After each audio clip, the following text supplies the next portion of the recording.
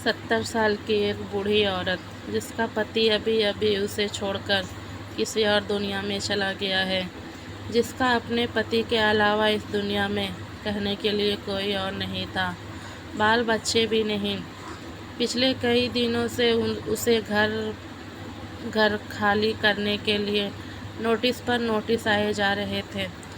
उसने अपने जानने वालों और रिश्तेदारों से कई बार मदद के लिए गुहार लगाई, लेकिन सिर्फ नाम के लिए ही।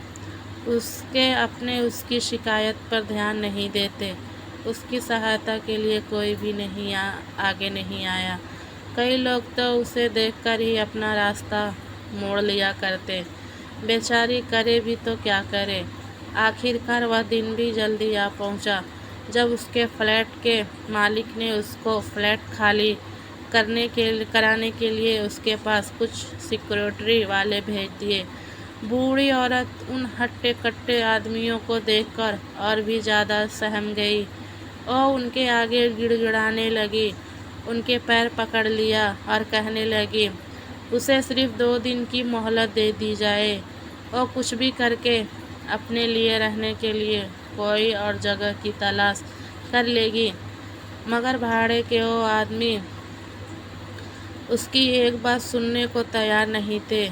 जब सिक्योरिटी वाले उस बूढ़ी औरत को धक्का मार के निकलने ही वाले होते हैं, तभी पीछे से एक आवाज़ आती है, खबरदार, जो इस अम्मा को किसी ने हाथ भी लगाया तो इन्हीं के घर से कोई नहीं निकाल सकता।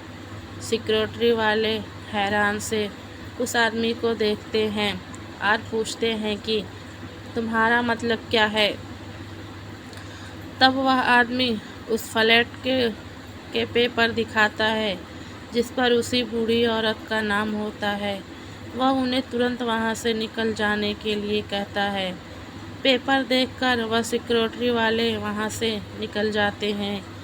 यह सारी घटना बूढ़ी औरत बड़े अचंभे में देखती रहती है।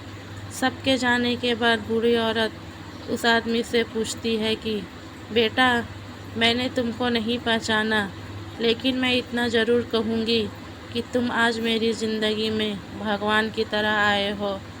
तब उस आदमी ने अपनी पहचान देते हुए उस बूढ़ी औरत से कहा, याद कीजिए माँ जी, 20 साल पहले आप और आपके पति एक मंदिर आए थे। वहाँ पर एक छोटा बच्चा आपसे स्कूल में भर्ती होने के लिए भीख मांग रहा था।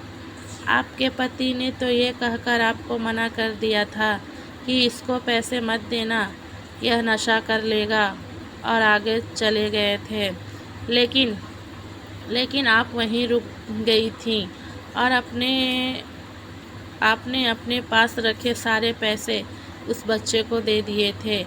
आपने आशीर्वाद और एक ताबीज़ देते हुए उसे कहा था कि भीख मांगने से अच्छा है छोटा मोटा काम करो और अपनी पढ़ाई पूरी करो, तुम्हें भगवान ज़रूर कामयाबी देगा। माँ जी, मैं वही भिखारी बच्चा हूँ जो आपके बताए रास्ते पर चलकर आज जितना बड़ा हो गया हूँ।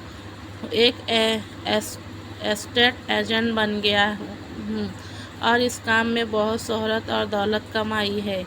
इसी काम में मुझे इस बात की भी खबर रहती है कि किस दिन कौन सी प्रॉपर्टी खाली करवाई जाने वाली है।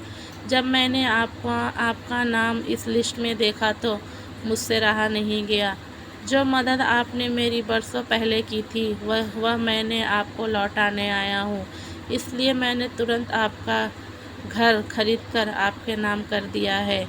आपने जो ताबीज़ मुझे उस समय दिया था जिसने मेरी आज तक रक्षा की है, मैं वह आपको लौटाना चाहता हूँ।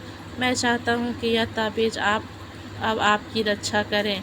हाँ, मेरी एक और विनती है, बुढ़ापे के समय में अगर मैं आपकी लाठी बन पाऊँ तो मैं अपने आप को खुशनसीब समझूँगा। यानी कि अगर आप मेरे साथ रहेंगी तो मुझे और अच्छा लगेगा।